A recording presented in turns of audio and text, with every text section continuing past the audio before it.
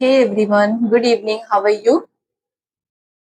So let me tell you what we are going to do today.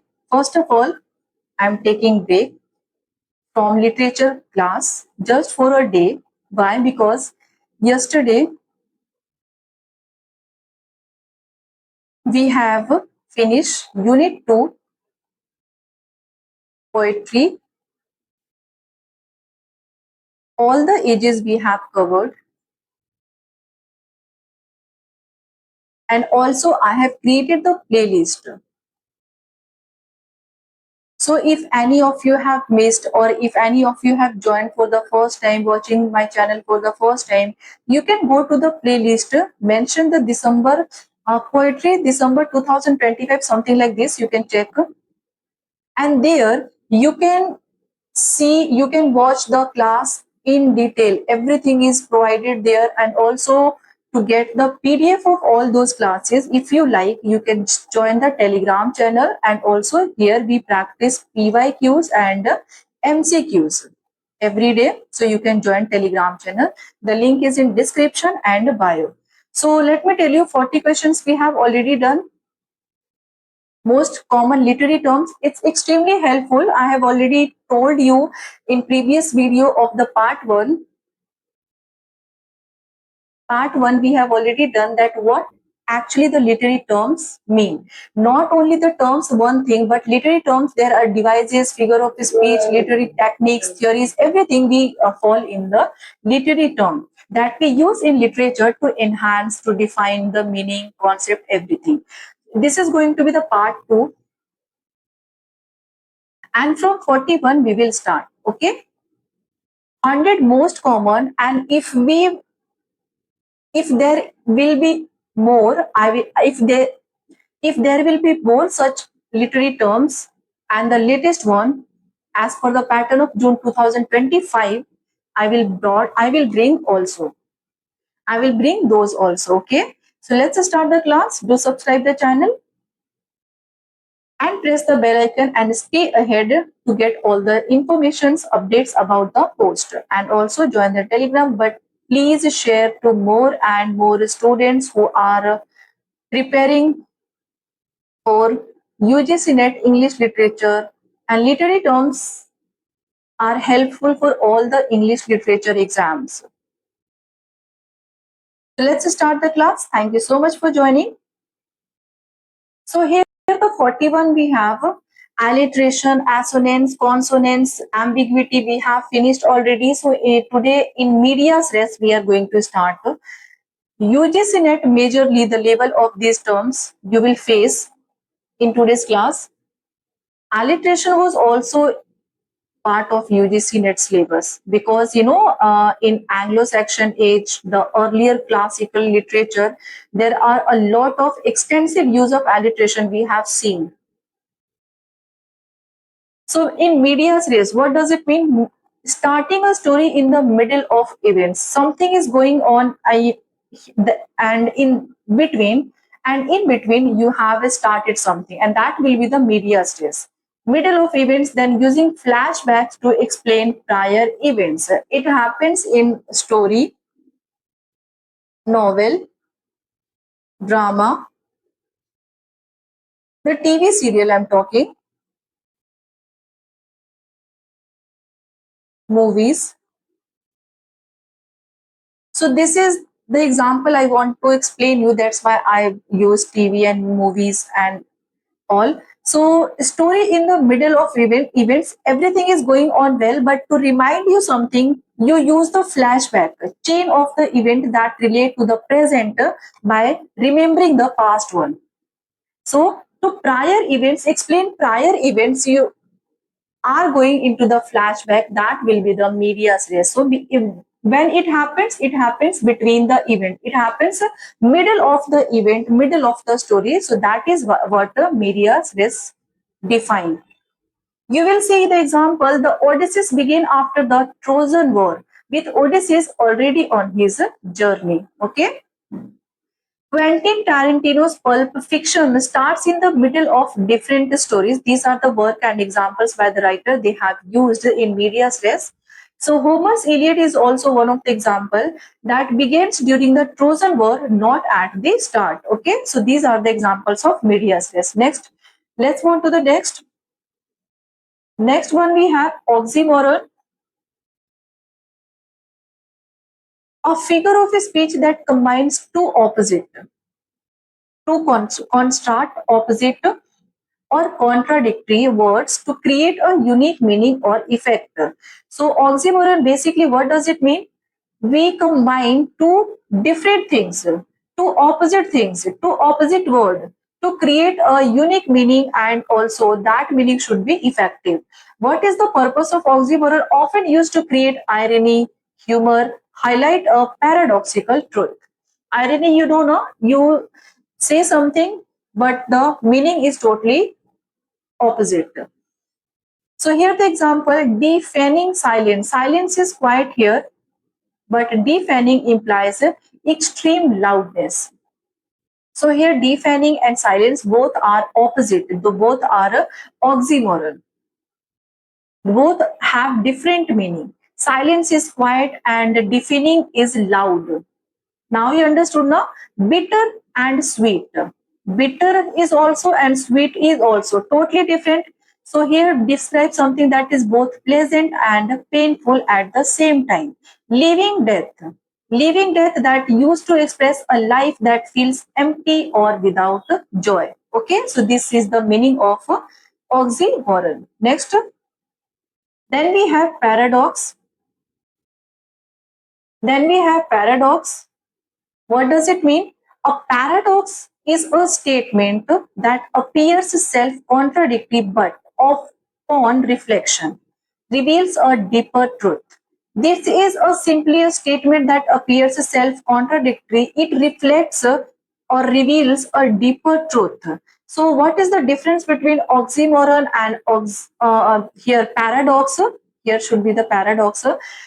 Simply, it usually has two words. Paradox is a full statement or concept, while oxymoron is a two different words that we use together to create new meaning that will be effective.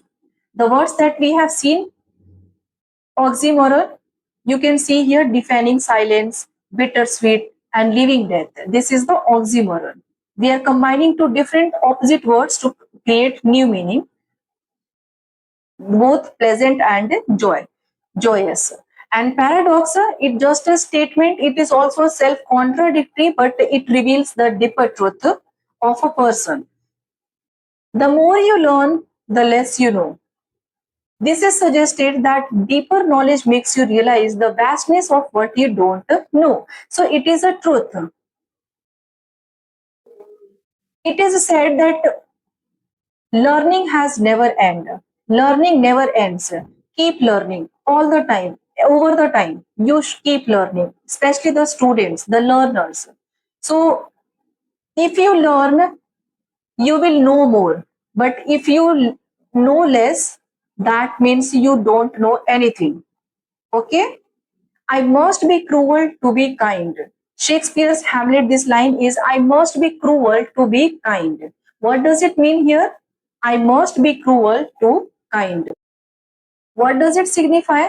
In this, Hamlet here becomes so cruel to his mother, the Gertrude, so cruel to his mother, he provoked his mother so that somehow his mother will be able to face face her guilt.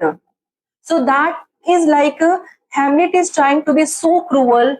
Somehow his mother became able to face the guilt. So that will also, you can say, Hamlet is trying to become so cruel because he wanted to show the sympathy towards his mother.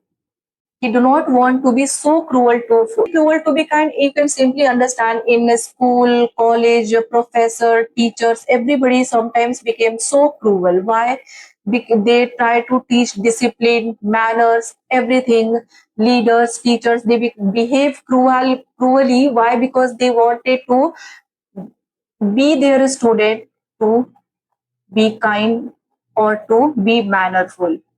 So this is the meaning of I must be cruel to be kind. In the middle of life, we are in death. Reflects on the inevitability of mortality. To be or not to be, that is the question, is also one of the most important quote from the Hamlet.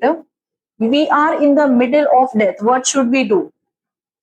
Okay, so these are the important paradox examples. Now let's move on to the next. Irony. We already have understood irony, but let me tell you, I told you the irony has so many types. It is verbal type, situational irony, dramatic irony. So what are these? Verbal irony, just go through the example. Verbal, what a pleasant day, sad during a storm.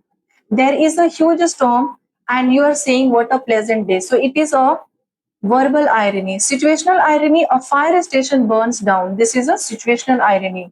There is a huge fire and a station burns down. So that is the situation. Dramatic in Othello, the audience knows Iago is deceiving Othello, but Othello does not know. Dramatic situation, when you know something, but the character is unaware about the truth, but audience are aware. Move on to the next, theater of the absurd. Very, very important.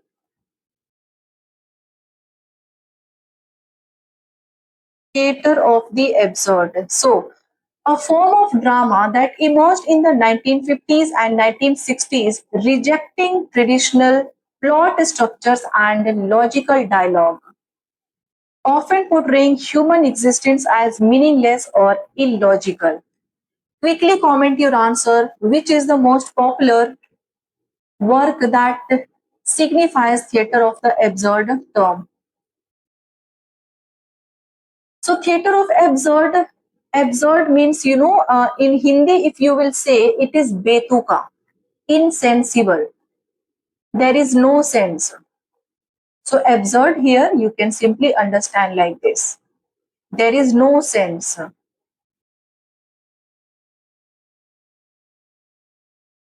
And this is what we have seen.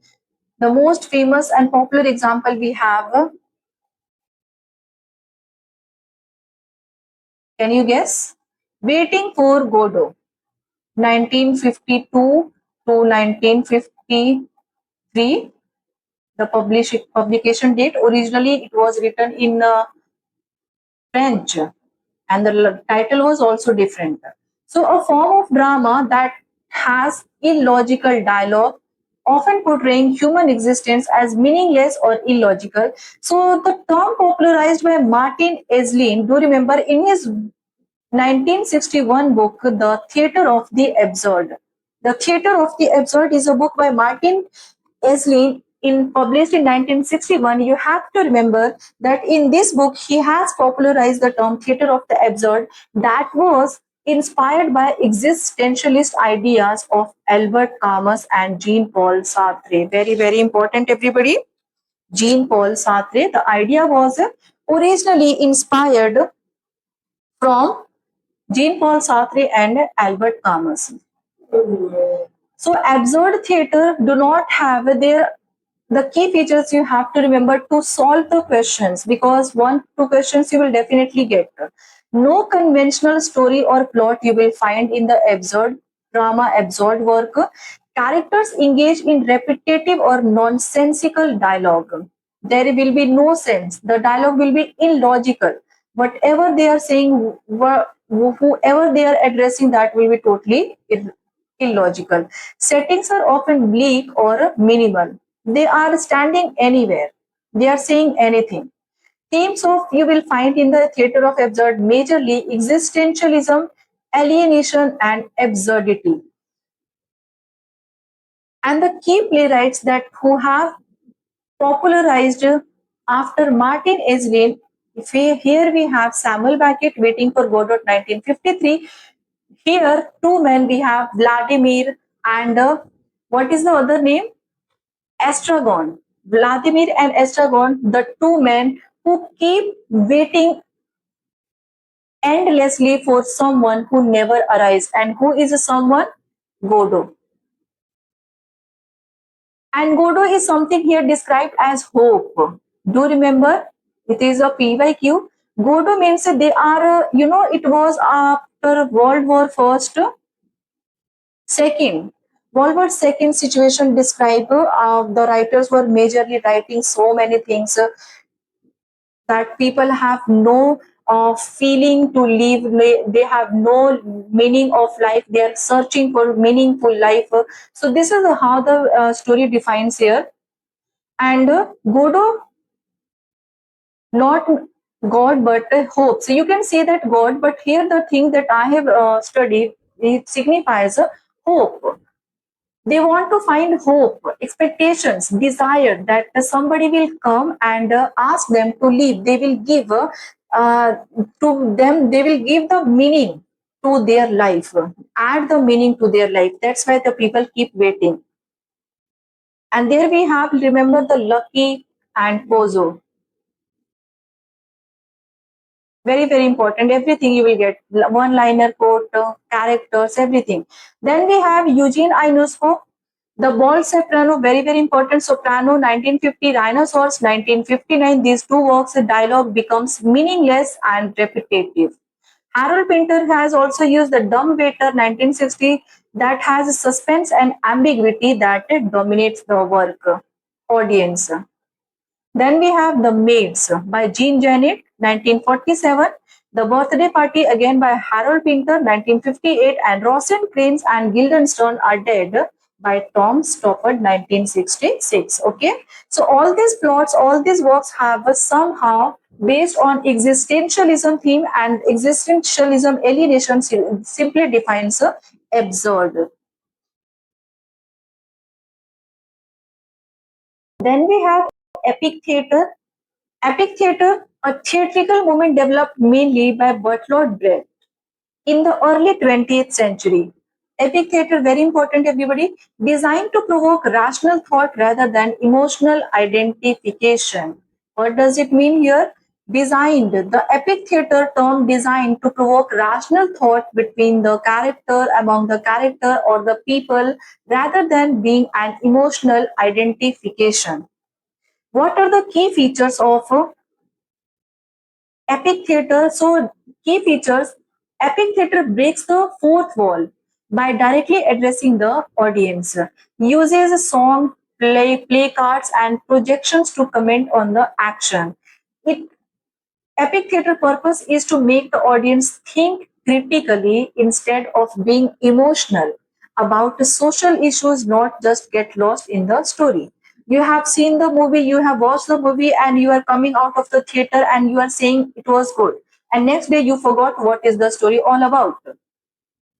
So epic theater here, he simply signifies that you have to provoke your thought if you are watching something, that yes, if the story is addressing some social issues, you should think about that critically. Okay, so this is what this means.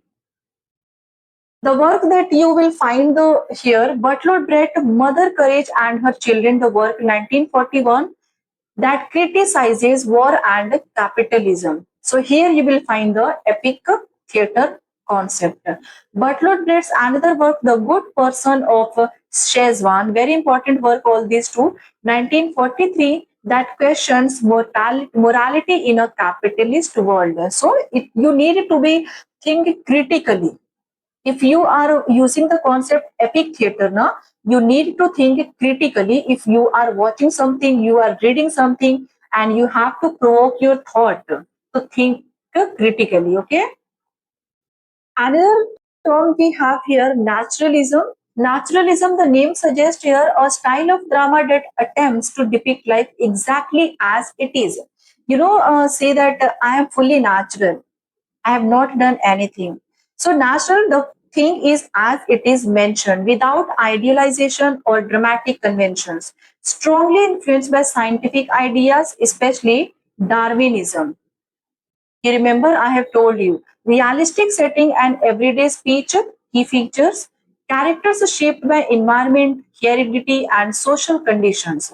And key naturalism often focuses on the struggle of ordinary people, because ordinary people related to naturalism concept more thoroughly. Example and the work you will find natural way. Emily Zola, Clarice's Requiem, adapted for the stage 1873, and that shows human behavior as determined by physical and social forces. Another Henry Ibsen's A Doll's House, extremely important. This work is 1879. It challenges gender roles in society. The way gender is portraying in the society, everything is mentioned as it is in Henry Gibson's work A Doll's House. Then you will have here Augustin Strindberg, Miss Julie 1888. The work is that explores class and gender tensions. Okay.